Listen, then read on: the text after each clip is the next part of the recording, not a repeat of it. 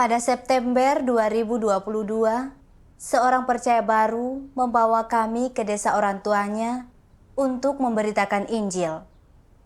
Di sana, lebih dari 40 orang tertarik pada jalan yang benar. Aku sangat senang dan mulai berbagi kesaksian dengan mereka tentang pekerjaan Tuhan pada akhir zaman. Kemudian, aku menerima berita bahwa pemerintah daerah menunjukkan fotoku dalam rapat. Mereka bilang aku buron dan meminta orang-orang melaporkanku jika melihatku mengkhotbahkan Injil.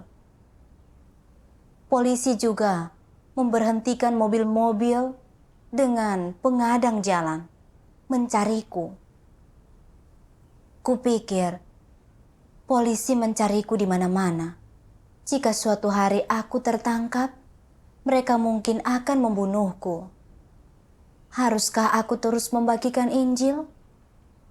Jika aku berhenti, bagaimana dengan penduduk desa yang sedang menyelidiki pekerjaan Tuhan?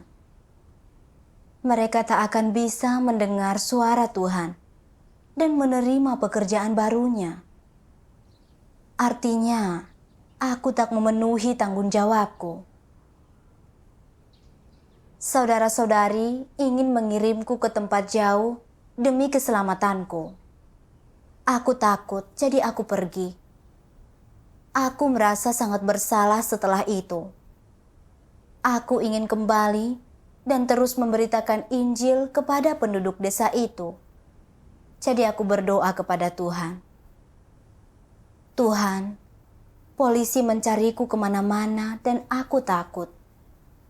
Namun aku tahu, entah aku ditangkap atau tidak, sepenuhnya ada di tangan-Mu. Aku ingin mempercayakan segalanya kepadamu.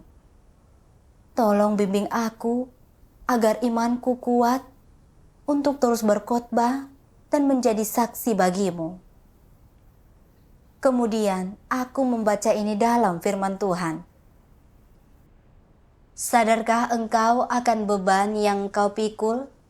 Akan amanatmu dan tanggung jawabmu? Di manakah rasa bermisimu yang bersejarah itu? Bagaimana engkau akan melayani secara memadai sebagai seorang tuan di masa yang akan datang? Apakah engkau memiliki rasa pertuanan yang kuat? Bagaimana engkau akan menjelaskan tentang Tuhan atas segala sesuatu? Apakah itu berarti benar-benar Tuhan atas semua makhluk hidup dan atas semua hal jasmani di dunia?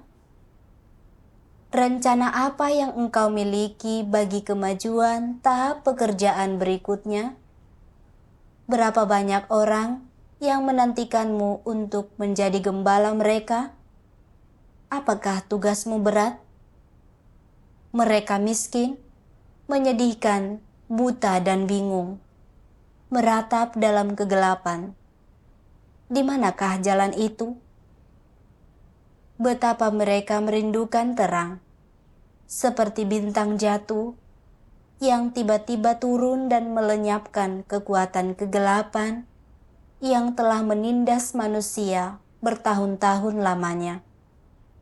Siapa yang dapat mengetahui betapa resahnya mereka berharap dan bagaimana mereka bertahan siang dan malam untuk hal ini?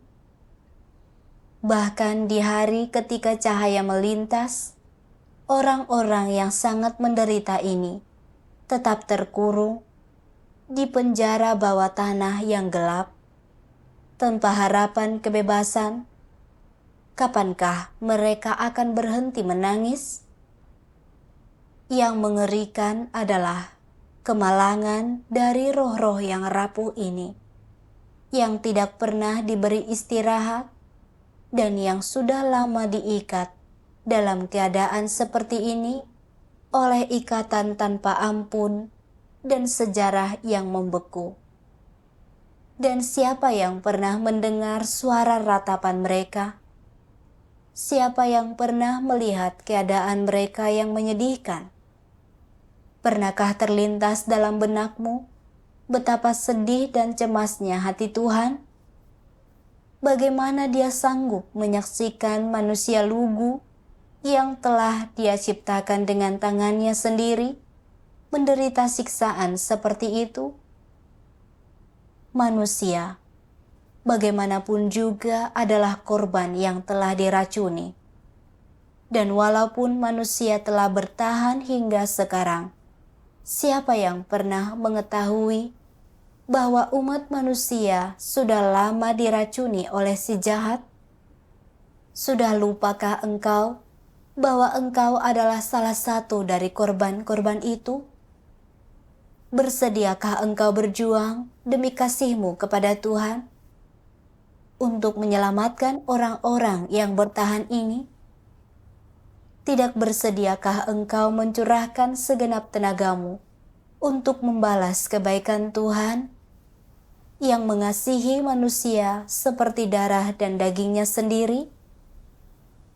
Kesimpulannya, bagaimana engkau menafsirkan tentang dipakai oleh Tuhan untuk menjalani hidup yang luar biasa? Apakah engkau sungguh-sungguh memiliki ketetapan hati dan keyakinan untuk menjalani hidup yang penuh makna sebagai orang saleh yang melayani Tuhan? Firman Tuhan sungguh menginspirasi, tapi juga membuatku merasa bersalah. Begitu banyak orang masih belum menerima penyelamatan Tuhan pada akhir zaman dan hidup di bawah kuasa iblis. Mereka tak berdaya dan kesakitan. Tuhan merasakan kesedihan dan desakan bagi mereka. Beberapa dari mereka bekerja sangat lama mencari uang. Hidup sulit dan melelahkan. Beberapa orang masih merasa hampa dan sengsara, bahkan setelah mendapatkan sedikit uang. Mereka tak tahu nilai kehidupan manusia dan tak bisa menemukan arah. Beberapa orang ingin mencari jalan yang benar, tapi terlalu takut karena penindasan dan penangkapan pemerintah. Itu berarti kita perlu mempersekutukan firman Tuhan dengan mereka, bersaksi tentang pekerjaan Tuhan, dan menggunakan firman Tuhan untuk menyelesaikan masalah agar mereka bisa melihat kebenaran, terang, dan harapan dalam firman Tuhan, serta menerima penyelamatan Tuhan. Selain itu, bencana makin parah akhir-akhir ini, dan banyak orang masih belum mendengar suara Tuhan. Mereka tak punya sandaran dalam menghadapi bencana. Membagikan Injil kepada orang-orang ini adalah tanggung jawabku. Tuhan tak ingin siapapun yang ingin Dia selamatkan menyerah pada bencana. Jika aku berhenti menyebarkan Injil demi keselamatan sendiri, artinya aku meninggalkan tugas. Lalu utangku akan terlalu besar kepada Tuhan dan tak pantas disebut bagian dari keluarganya. Aku memikirkan bagaimana aku dulu seperti para penduduk desa itu. Hidup di bawah kendali iblis tanpa tujuan atau harapan. Tuhan mengilhami saudara-saudari untuk membagikan Injil kepadaku berulang kali. Sampai akhirnya aku mendengar suara Tuhan dan menerima penyelamatan akhir zamannya. Itu adalah kasih dan rahmat Tuhan bagiku. Aku harus memikirkan kehendak Tuhan, mengerahkan segala dayaku untuk menjadi saksi atas pekerjaan Tuhan dan membalas kasih-Nya. Besoknya, aku kembali ke desa itu untuk terus membagikan Injil. Namun beberapa hari kemudian, petobat baru yang membawa kami ke sana pergi karena urusan mendesak. Aku sedikit khawatir. Apa aku akan ditangkap tanpa perlindungan warga lokal? Namun jika aku berhenti membagikan Injil, mereka yang menyelidiki jalan yang benar akan tertunda, menerima pekerjaan Tuhan yang Maha Kuasa. Beberapa hari terakhir, mereka menyelinap ke perbukitan untuk mendengarkan kami berkhotbah dalam upaya mencari dan menyelidiki. Mereka sangat merindukannya. Jika aku lari karena takut ditangkap, tak mau terus berkhotbah, aku akan berutang kepada mereka serta menyakiti Tuhan. Jadi, aku menemui mereka yang menyelidiki jalan yang benar satu persatu dan membacakan firman Tuhan yang Maha Kuasa kepada mereka. Pada akhirnya, mereka semua menerima pekerjaan Tuhan yang Maha Kuasa. Setelah itu, mereka membawa orang lain untuk mendengarkan khotbah kami. Makin banyak orang menerima pekerjaan baru Tuhan setelah mendengar firman Tuhan yang Maha Kuasa. Melihat bimbingan Tuhan, aku merasa sangat bersyukur kepadanya. Milisi desa sering melakukan patroli malam, membatasi pertemuan kami. Jadi aku bersekutu tentang firman Tuhan dengan orang percaya baru untuk membantu mereka memahami tipu muslihat iblis dan belajar berkumpul diam-diam. Mengetahui itu, mereka tak terpengaruh oleh pemerintah lagi. Mereka semua menyelinap ke bukit atau ke ladang sayur untuk berkumpul di malam hari. Energiku untuk berkhotbah bertambah melihat itu.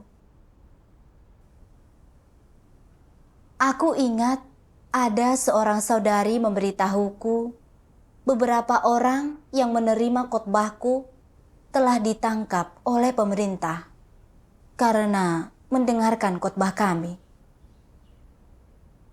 Keluarga mereka yang bukan orang percaya mencariku ke rumahku. Katanya akan membunuhku. Saudariku menyuruhku berhati-hati, menakutkan bagiku.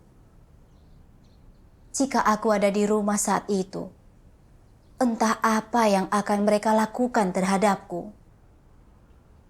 Jika aku terus menyebarkan Injil di sana, dan mereka menangkapku, mereka pasti tak akan membiarkanku lolos begitu saja. Aku ingin meninggalkan tempat itu, dan tak lagi membagikan Injil di sana. Namun, pikiran meninggalkan tempat itu membuatku sedih. Lalu aku teringat firman Tuhan ini. Tuhan yang Maha Kuasa berfirman, "Engkau tahu bahwa segala sesuatu di lingkungan sekitarmu berada di sana atas seizinku. Semuanya diatur olehku. Lihatlah dengan jelas dan puaskanlah hatiku di lingkungan yang telah kuberikan kepadamu. Jangan takut, Tuhan yang Maha Kuasa atas alam semesta pasti akan menyertaimu. Dia berdiri di belakang engkau semua, dan Dia adalah perisaimu." Dari firman Tuhan, aku paham bahwa aku menghadapi situasi ini dengan izin Tuhan. Karena aku membagikan Injil, bersaksi tentang pekerjaan Tuhan, iblis pasti menggunakan segala cara untuk menghalangiku, mengganggu pikiranku agar aku terlalu takut menyebarkan Injil. Itu adalah niat jahat iblis. Jika aku berhenti menyebarkan Injil karena takut, berpegang teguh pada hal duniawi, bukankah aku terperdaya tipu muslihat iblis? Entah aku ditangkap dan entah akan mati, semuanya ada di tangan Tuhan. Ayub sangat menderita saat iblis mengujinya. Dia kehilangan semua anaknya, kekayaannya, dan menderita bisul di sekujur tubuhnya. Namun, Tuhan tak mengizinkan iblis mengambil nyawa Ayub. Iblis tak berani menentang kehendak Tuhan, tak berani membahayakan nyawa Ayub. Jika Tuhan tak mengizinkan orang-orang itu menyakitiku, mereka tak bisa berbuat apa-apa terhadapku. Hidupku ada di tangan Tuhan. Mereka tak bisa memutuskan apakah aku hidup atau mati. Jika aku ditangkap, ada niat baik Tuhan di baliknya, dan aku harus tunduk. Aku berpikir, karena keadaan di desa ini buruk, aku bisa berkhotbah di desa lain. Aku akan baik-baik saja jika bertindak bijaksana dan berhati-hati. Tuhan Yesus berfirman, "Bila mereka menganiaya engkau di kota ini, larilah ke kota lain."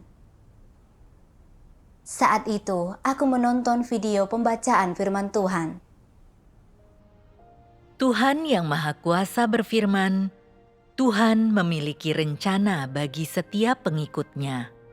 Setiap manusia mengalami suatu lingkungan yang diatur baginya oleh Tuhan, yang di tengahnya dia melaksanakan tugasnya, dan mengalami kasih karunia dan perkenanan Tuhan yang dapat manusia nikmati. Manusia juga mengalami keadaan-keadaan khusus yang Tuhan aturkan baginya, dan ada banyak penderitaan yang harus dialaminya.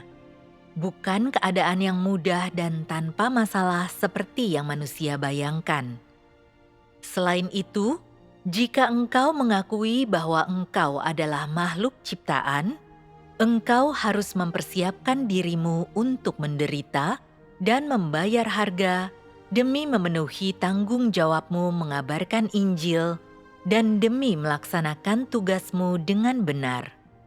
Harganya mungkin adalah menderita penyakit atau kesulitan jasmani, atau menderita penganiayaan si naga merah yang sangat besar, atau kesalahpahaman orang-orang dunia terhadapmu, serta berbagai kesengsaraan yang orang alami ketika mengabarkan Injil, dihianati, dipukul dan dicaci, dikutuk, bahkan diserang dan berada dalam bahaya maut.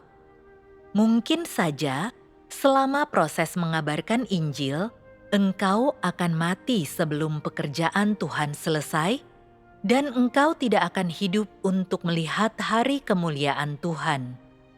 Engkau harus siap untuk ini.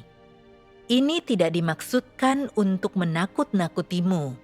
Ini adalah kenyataannya. Bagaimanakah kematian para murid Tuhan Yesus? Di antara para murid, ada yang dirajam, diseret di belakang kuda, disalibkan terbalik, dikoyak-koyakan oleh 5 ekor kuda.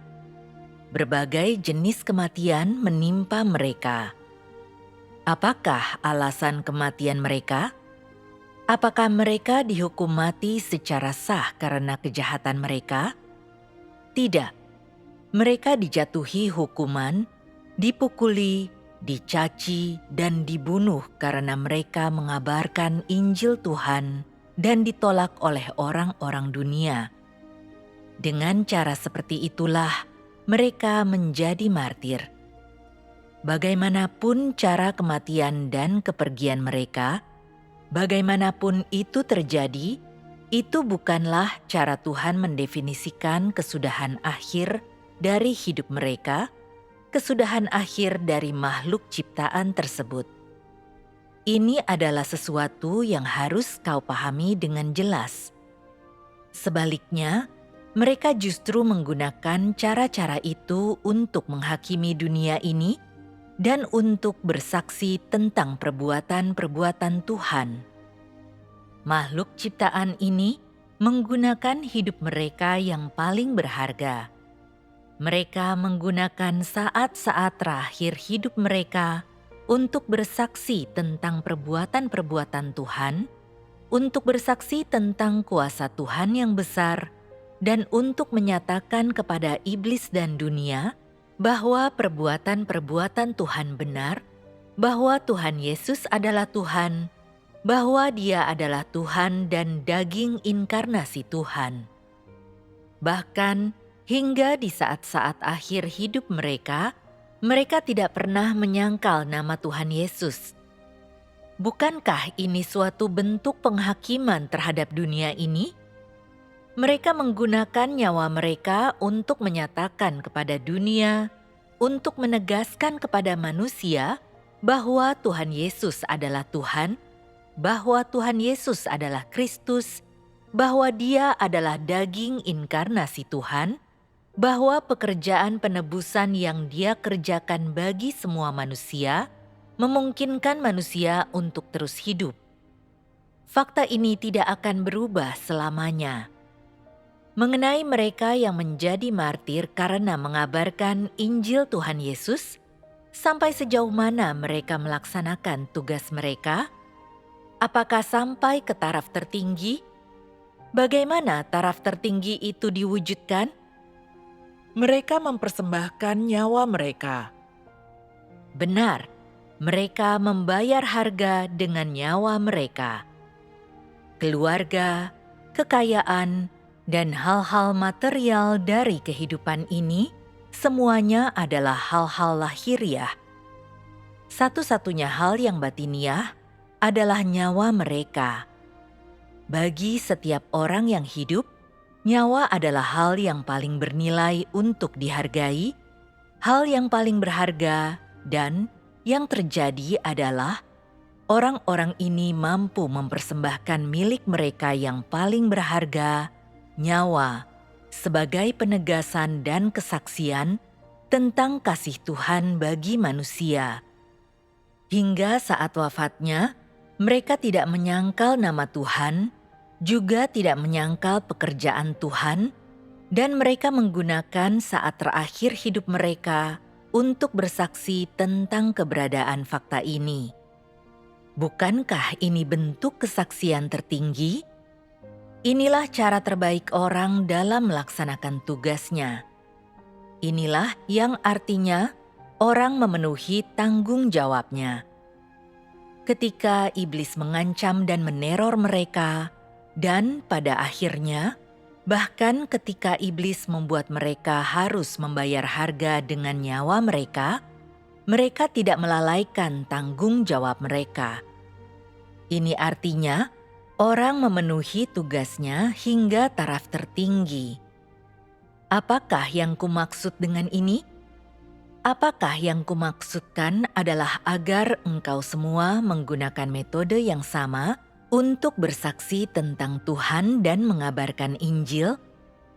Engkau tidak perlu melakukan hal yang seperti itu, tetapi engkau harus memahami bahwa ini adalah tanggung jawabmu, bahwa jika Tuhan memintamu untuk melakukannya, engkau harus menerimanya sebagai suatu kewajiban moral. Firman Tuhan membantuku menyadari dalam upaya murid-murid Tuhan Yesus menyebarkan Injil.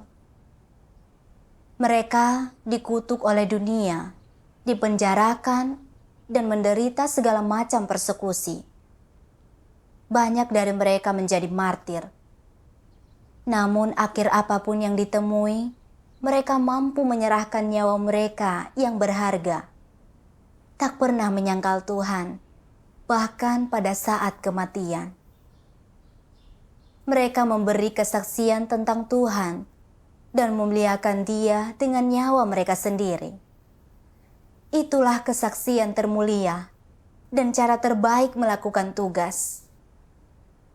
Namun aku, karena dikejar oleh pemerintah dan diancam orang jahat, aku bertekad untuk bertahan hidup dan ingin melarikan diri dari desa.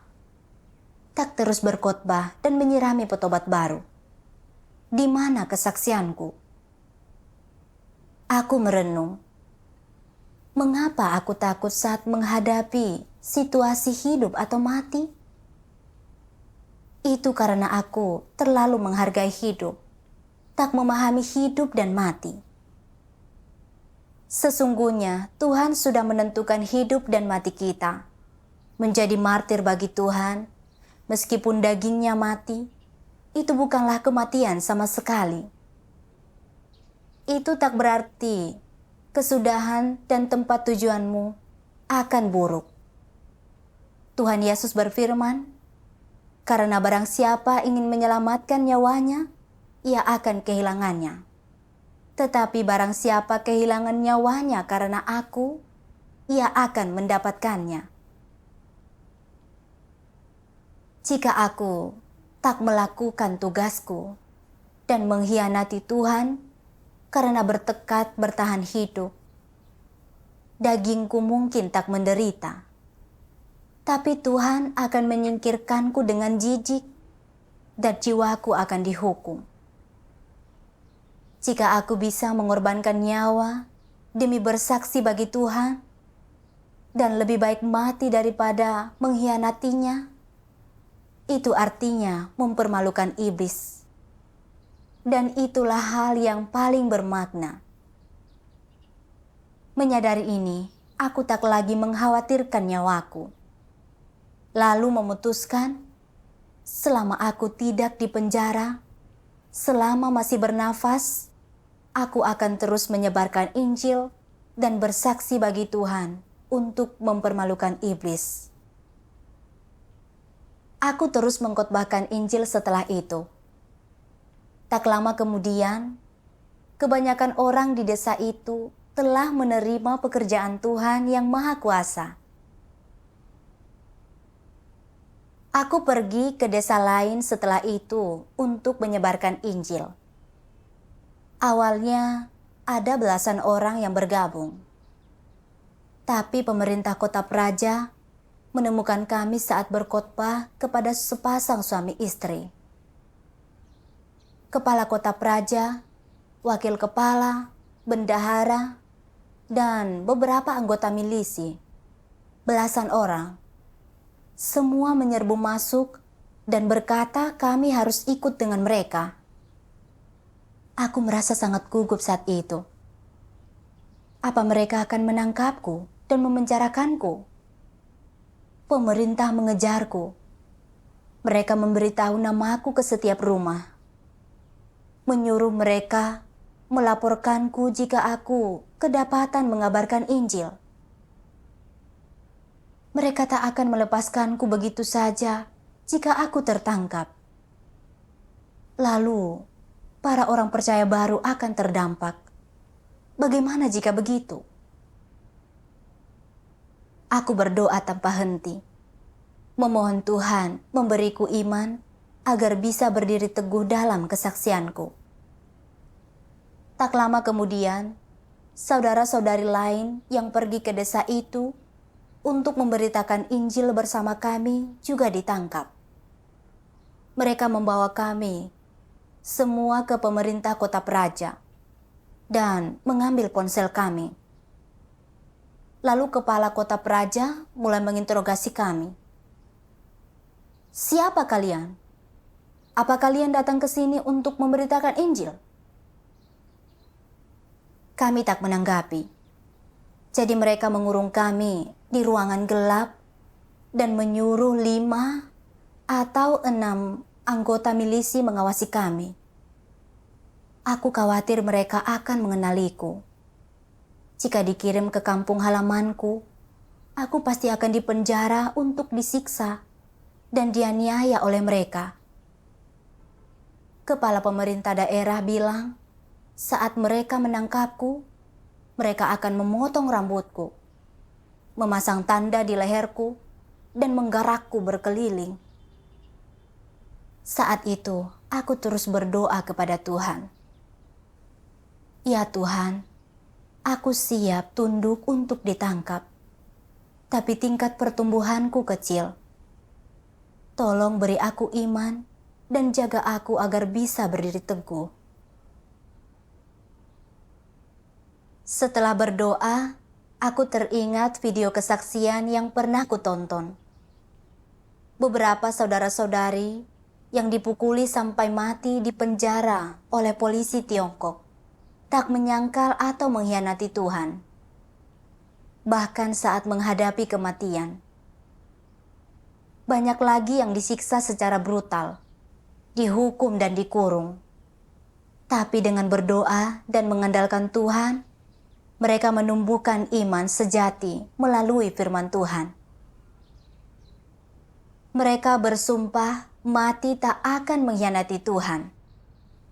Meski di penjara seumur hidup, mereka memberikan kesaksian yang teguh dan menggema. Aku sangat terinspirasi. Aku ingat firman Tuhan. Iman dan kasih yang terbesar dituntut dari kita dalam tahap pekerjaan ini. Kita mungkin tersandung akibat kecerobohan yang paling kecil, karena tahap pekerjaan ini berbeda dari semua pekerjaan sebelumnya.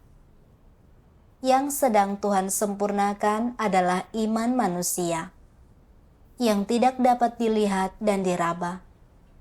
Yang Tuhan lakukan adalah mengubah firman menjadi iman, menjadi kasih, dan menjadi hidup. Orang-orang harus mencapai titik di mana mereka telah menanggung ratusan pemurnian dan memiliki iman yang lebih besar dari iman Ayub. Mereka harus menanggung penderitaan luar biasa dan segala macam siksaan tanpa pernah meninggalkan Tuhan. Ketika mereka taat sampai mati dan memiliki iman yang besar kepada Tuhan, maka tahap pekerjaan Tuhan ini selesai. Firman Tuhan menunjukkan kepadaku bahwa pekerjaan akhir zamannya menggunakan firman untuk menyempurnakan iman dan kasih kita, agar bisa menerapkan dan mengalami firman-Nya dalam menghadapi penindasan dan kesulitan, sehingga firman-Nya menjadi hidup kita. Aku memikirkan saat aku ditindas dan dikejar oleh pemerintah. Saat malu dan takut, firman Tuhanlah yang membimbingku, memberiku iman untuk terus berkhotbah. Setelah ditangkap, aku harus punya iman untuk berdiri teguh. Meski harus dipenjara dan dianiaya, atau bahkan mati, aku siap untuk tunduk. Kemudian, sebuah lagu pujian gereja berjudul Kesaksian Hidup muncul di benakku. Suatu hari aku mungkin ditangkap dan dipersekusi karena bersaksi bagi Tuhan. Penderitaan ini ialah demi kebenaran yang ku ketahui dalam hati. Jika hidupku lenyap bagai percikan api dalam sekejap mata, aku akan tetap merasa bangga bahwa aku dapat mengikut Kristus dan menjadi saksinya dalam hidup ini. Jika aku tak dapat melihat peristiwa hebat perluasan Injil Kerajaan, aku akan tetap mempersembahkan harapan-harapan yang paling indah. Jika aku tak dapat melihat hari saat kerajaan diwujudkan, tapi aku dapat mempermalukan iblis sekarang, maka hatiku akan dipenuhi dengan sukacita dan damai. Firman Tuhan tersebar ke seluruh dunia. Terang telah muncul di antara manusia. Kerajaan Kristus bangkit dan didirikan dalam kesulitan. Kegelapan akan segera berlalu. Fajar kebenaran telah datang. Waktu dan realitas telah melahirkan kesaksian bagi Tuhan. Lagu pujian ini sangat menginspirasiku. Aku mengerti, jika aku ditangkap karena menyebarkan Injil, itu adalah persekusi demi kebenaran. Setelah ditangkap, aku mungkin akan masuk penjara, tak bisa berkhotbah lagi. Namun, meski ditangkap dan dipersekusi, aku punya kesempatan untuk memberikan kesaksian luar biasa bagi Tuhan dan mempermalukan iblis. Aku merasa sangat bangga. Pikiran ini memberiku iman. Setelah fajar, mereka menginterogasi kami lagi. Melihat mereka tak mendapatkan apa-apa dari kami, mereka mendenda kami 3.000 kyat dan membiarkan kami pergi. Mereka juga memperingatkan kami untuk tak terus berkhotbah dan mengatakan banyak hal yang menghujat Tuhan. Aku makin membenci iblis-iblis itu. Setelah dibebaskan, aku masih terus menyebarkan Injil. Suatu hari, seorang saudara menelepon dan memberitahuku, "Para pejabat kota Praja tahu kau adalah orang luar yang datang untuk menyebarkan Injil. Mereka menangkapku dan 2 orang percaya baru agar kami memberitahu lokasimu. Namun, tak satu pun dari kami bicara. Jadi mereka mendenda dan membiarkan kami pergi. Mereka juga bilang, jika bertemu denganmu lagi, mereka akan memerkosamu di tempat. Mereka mencarimu kemana-mana. Cepatlah lari." Aku tak bisa mempercayai telingaku saat saudara ini mengatakan itu kepadaku. Saat mendengar mereka bilang akan memerkosaku jika mendapatiku sedang berkhotbah, aku sangat marah. Orang-orang itu benar-benar iblis dan tak punya kemanusiaan. Aku hanya orang percaya yang membagikan Injil, tapi mereka begitu penuh kebencian. Mereka tak membiarkan kami beriman, ingin menangkap, memersekusi, dan mendenda kami, bahkan memerkosa dan menodaiku. Mereka benar-benar iblis anti Tuhan. Aku membenci mereka dan membuang mereka dari hatiku. Makin ditindas, makin aku ingin berkhotbah dan bersaksi. Kemudian, pada bulan Oktober, kami pergi ke desa lain untuk menyebarkan Injil. Saudara-saudari pernah berkhotbah di sana, tapi pendeta mereka menyebarkan desas-desus untuk mencegah orang percaya menyelidiki jalan yang benar. Dan pemerintah mulai menangkap orang percaya. Penduduk desa disesatkan oleh rumor dan takut ditangkap. Tak berani menyelidiki jalan yang benar. Menyebarkan Injil akan sulit bagi kami. Aku berdoa, memohon bimbingan Tuhan.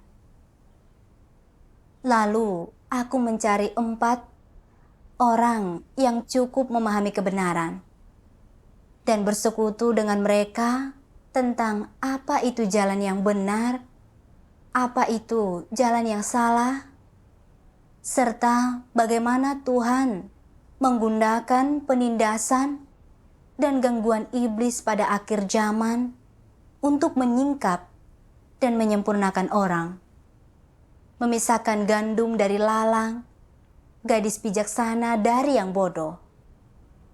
Yang bodoh hanya mendengarkan manusia, iblis. Mereka tak mencari dan menyelidiki saat mendengar kabar bahwa Tuhan telah datang dan mengucapkan firman. Sehingga mereka tak bisa menyambut mempelai laki-laki. Hanya mereka yang berusaha mendengarkan suara Tuhan, yang teguh imannya untuk mengikut Tuhan, adalah orang bijaksana. Hanya mereka yang bisa menyambut Tuhan dan menghadiri perjamuan kawin bersamanya. Setelah itu, mereka berempat ingin terus menyelidiki. Selama beberapa hari berikutnya, aku mulai mengadakan pertemuan untuk mereka, mempersekutukan firman Tuhan. Salah satu dari mereka berkata, Aku dahulu mendengarkan pendeta dan kepala desa. Mereka melarang mendengarkan firman Tuhan yang Maha Kuasa. Jadi aku tak mendengarkannya. Aku hampir kehilangan kesempatan untuk menyambut kedatangan Tuhan. Aku tak akan mendengarkan manusia lagi. Aku mendengarkan Tuhan. Satu orang lagi berkata, membaca firman Tuhan yang Maha Kuasa telah meyakinkanku bahwa Dia adalah Tuhan Yesus yang datang kembali. Bagaimanapun orang lain menghalangi jalanku, aku menerima Tuhan yang Maha Kuasa. Aku sangat senang mendengar mereka mengatakan itu. Setelah itu, mereka membawa beberapa kerabat untuk mendengarkan khotbah. Dan dalam waktu singkat, lebih dari 20 orang telah menerima pekerjaan Tuhan yang Maha Kuasa pada akhir zaman. Para orang percaya baru ini bisa mencari jalan yang benar dan tak terpengaruh rumor. Benar-benar mengesankan bagiku. Itu semua karena bimbingan dari firman Tuhan. Ibuku akhirnya dibebaskan pada bulan Desember. Dia melakukan kerja paksa setiap hari selama beberapa bulan saat dikurung. Para pegawai pemerintah bilang mereka pasti akan menangkap dan memenjarakanku. Aku memikirkan sebelum ibuku dibebaskan. Polisi yang membawa senjata dan pentungan sering mendatangi rumahku untuk menangkapku. Mereka bilang tak akan membebaskan dia sampai aku pulang. Namun sekarang mereka melepaskan ibuku tanpa menangkapku. Aku benar-benar mengalami bahwa Tuhan mengatur segalanya. Dan aku ditangkap atau tidak sepenuhnya ada di tangannya. Aku tak terkekang. Aku terus berkhotbah dan bersaksi tentang Tuhan.